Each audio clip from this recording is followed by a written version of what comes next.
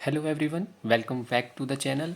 आज हम classical mechanics का एक बहुत ही इम्पोर्टेंट टॉपिक डिस्कस करने वाले हैं जिसका नाम है डी लैम्बर्ट प्रिंसिपल। अब डी लैम्बर्ट प्रिंसिपल को डायरेक्टली डेफिनेशन से स्टार्ट करने के बजाय यहाँ पर पहले हम इसका बेसिक कंसेप्ट समझेंगे कि हमारा जो ये प्रिंसिपल है वो कहता क्या है। हमें पता है कि जो हमारा न्यूटन का सेकंड लॉ ऑफ मोशन होता है उसे हम जानते हैं कि F is equal to M A होता है। तो अगर मैं आपको समझाऊं कि we know F is equal to M A, ठीक है, sorry F is equal to M A, तो ये हमारा क्या होता है, न्यूटन का सेकंड लॉ होता है। तो जब इस कंडीशन को हम इस हिसाब से लिखेंगे तो ये वाली कंडीशन को हम क्या बोलेंगे, इसी कंडीशन को आज हम इस डी लैम्बर्ट प्रिंसिपल में डिस्कस करने वाले हैं। तो आइए शुरू करते हैं। तो अब यहाँ पर हम देखते हैं कि in mechanics Newton second law describe the motion of particle. ठीक है, हमें पता है कि जो हमारा न्यूटन का सेकंड लॉ है वो मोशन को डिस्क्राइब करता है किसी भी पार्टिकल के। तो D'Alembert principle give another way to write the same dynamical condition. It introduce an imaginary force called an inertia force and treat the moving system as system in effective equilibrium. Means यहाँ पर D Lambert principal क्या करता है कि जो हमारा system है उसको एक डायनेमिकल कंडीशन में बदलता है और एक वहाँ पर इमेजिनरी फोर्स एक्ट करता है जिसे हम इनर्शिया फोर्स कहते हैं। ठीक है, और जो हमारा सिस्टम होता है मूविंग सिस्टम उसको हम इन इफेक्टिव इक्विलिब्रियम में ट्रीट करते हैं। जैसे कि मैंने आपको पहले बताया कि F is equal to M A, ठीक है, हमने किया F is equal to M A, हमने इस कंडीशन को इस हिसाब से भी लिख दिया। यही जो हमारा माइनस एम ए है इसी को हम इनर्शियल फोर्स कहते हैं, इनर्शियल फोर्स। ठीक है, और इसको हम डायग्राम से भी समझेंगे कि जो ये डी लैम्बर्ट प्रिंसिपल है इसको हम इसका डायग्राम किस हिसाब से बनता है। तो पहले इसकी हम डेफिनेशन देखते हैं कि ये होता क्या है। तो जो इसका मेन आइडिया है कि D'Alembert principle changes a problem of motion, ठीक है, मोशन में डायनेमिक में होता है dynamic, into an equivalent equilibrium problem by introducing an inertial force, जिसकी मैंने बात की माइनस एम ए। ठीक है, तो इसकी जो डेफिनेशन हो जाएगी, डेफिनेशन होगी हमारी, D'Alembert principle state that the total virtual work done by the applied force and inertial force is zero for any virtual displacement compatible with the constant. Means यहाँ पर ये बोल रहा है कि जब हमारा टोटल वर्चुअल वर्क होगा, अगर अप्लाइड वाला है और इनर्शियल फोर्स वाला है तो वो जीरो हो जाएगा अगर हम उसके साथ कोई वर्चुअल डिस्प्लेसमेंट ऐड करते हैं। ठीक है, अब हम इसके लिए डायग्राम देखेंगे कि इसका जो है डायग्राम किस हिसाब से होगा। अब जो इसका डायग्राम बनेगा वो बनेगा कि फॉर एग्ज़ाम्पल एक कोई पार्टिकल है, ठीक है, ये हमारा पार्टिकल है, ये पार्टिकल मास m, ठीक है, और यहाँ पर हो जाएगा हमारा F minus M A is equal to zero. ठीक है, इनर्शियल फोर्स इस डायरेक्शन में लगेगा, यहाँ लिखेंगे हम inertia force, sorry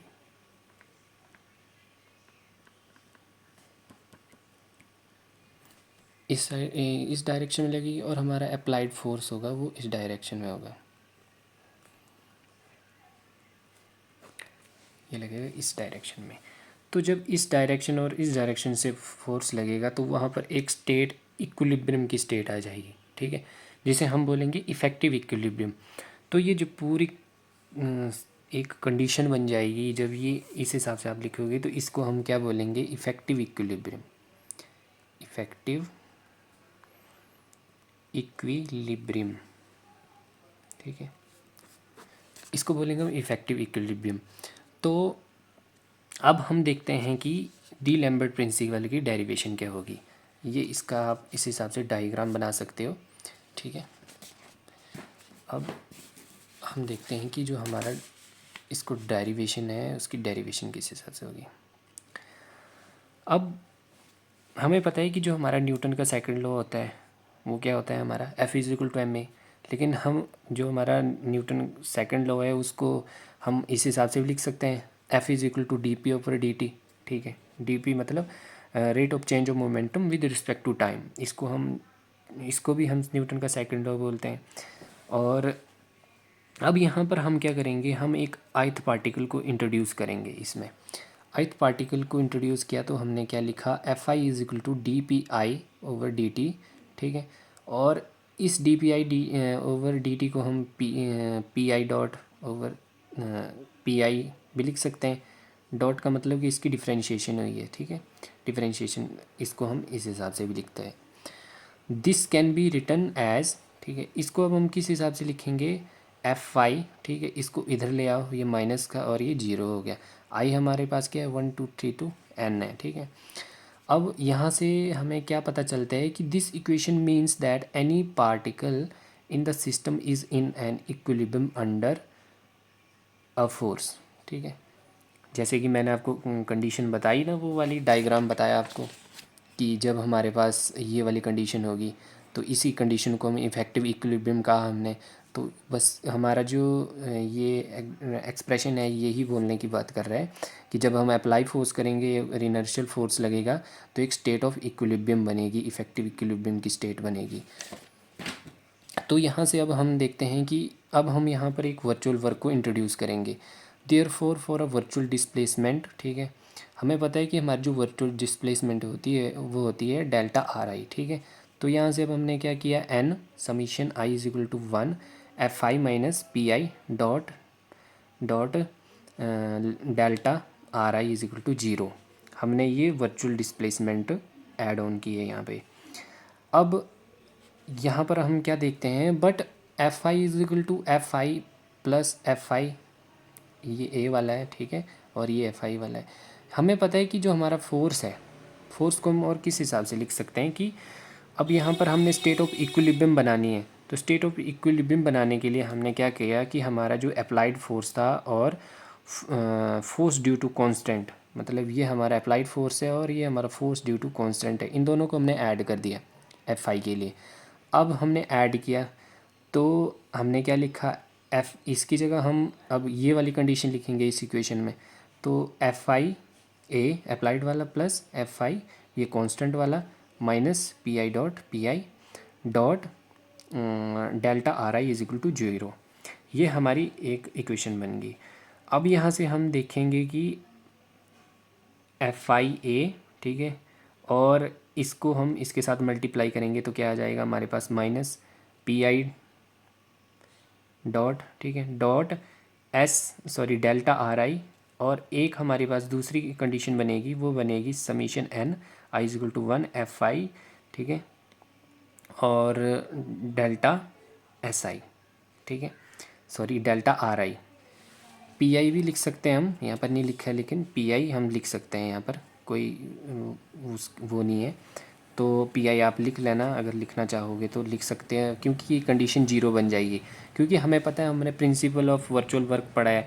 principle of virtual work क्या कहता है हमें, कि जो हमारी फर्स्ट वाला प्रिंसिपल है तो उसमें जो हमारी ये वाली कंडीशन है ये 0 हो जाती है। तो ये तो 0 हो जाएगा, तो 0 होने के कारण हमारे पास क्या बचेगा, जैसे यहाँ भी लिखा है ये 0 हो जाएगा। देन हमारे पास ये वाली इक्वेशन बचेगी, और जो ये इक्वेशन है इसी को ही हम डी लैम्बर्ट प्रिंसिपल कहते हैं। यहाँ पर लिखा है कि this is known as a D'Alembert principle, F I minus P I dot और dot delta R I is equal to 0। ये हमारा डी लैम्बर्ट प्रिंसिपल है।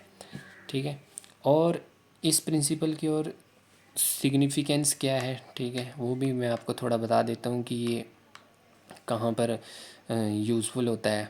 ठीक है, ये मतलब यूज़फुल होता है, it is useful for system with constant. ठीक है, ये यूज़फुल होता है सिस्टम विद कांस्टेंट के साथ।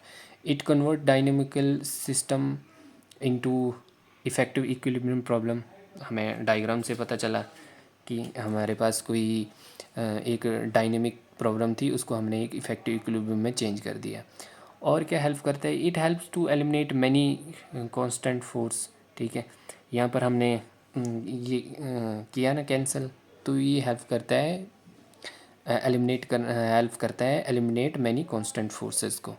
तो और इसका यूज़ है कि ये आगे चल के हम लैग्रेंजियन इक्वेशन भी इससे निकालेंगे। तो ये था इसका पूरा कंसेप्ट कि डी लैम्बर्ट प्रिंसिपल हमारा क्या होता है। आई होप ये वीडियो आपको अच्छी लगी होगी। अगर ये वीडियो आपको अच्छी लगी है तो वीडियो को लाइक एंड चैनल को सब्सक्राइब कर दीजिएगा। अगर आपने वर्चुअल वर्क नहीं पढ़ा है तो वर्चुअल वर्क को पहले पढ़ लेना, उसके बाद ही आपको ये दूसरे वाले टॉपिक समझ आएंगे। और वर्चुअल वर्क की वीडियो मेरे चैनल के ऊपर अपलोडेड है, आप वहाँ पर उसको देख सकते हैं। मैंने बहुत ही अच्छे तरीके से उसको स्टेप बाय स्टेप समझाया हुआ है, तो आप उसको देख लीजिएगा। ठीक है, इसके बाद हम नेक्स्ट वीडियो में derivation of Lagrangian equation from D'Alembert principle करेंगे। तो मिलते हैं नेक्स्ट वीडियो में।